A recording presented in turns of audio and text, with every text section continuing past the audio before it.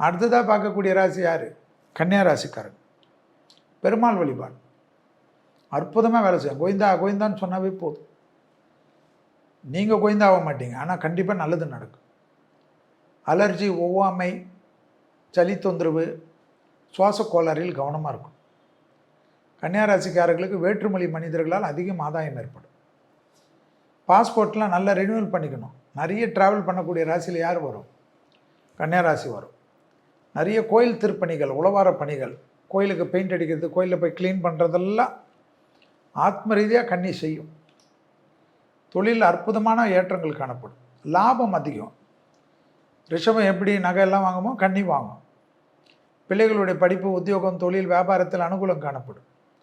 June மாதத்துக்கு முள்ள ஒரு இன்க்ரிமெண்ட் கிடைக்கும், ஒரு டெவலப்மெண்ட் கிடைக்கும், ஒரு வேலையில் மாற்றம் கிடைக்கும், இல்லைன்னா போன வேலை திருப்பி கிடைக்கும். போன வேலைன்னா வேறு வேலை கிடைக்கும். அரசியல்வாதிகளுக்கு சும்மா இருந்தவ வீடை தேடி சீட்டில் நிற்கிறேன், எலெக்ஷனில் நிற்கிறேன்னு ஒரு கட்சி கேட்கும்.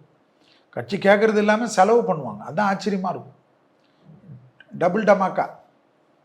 ஸோ இதெல்லாம் யாருக்கு கிடைக்கும்? கன்னிக்கு கிடைக்கும். லேடிஸுக்கு ரொம்ப அற்புதமான காலகட்டம்.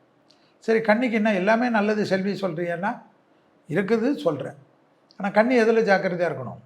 கணவனாக இருந்தால் மனைவியின் உடல்நிலை, மனைவியாக இருந்தால் கணவனின் உடல்நிலை அதிக கவனமாக பார்த்துக்கணும்.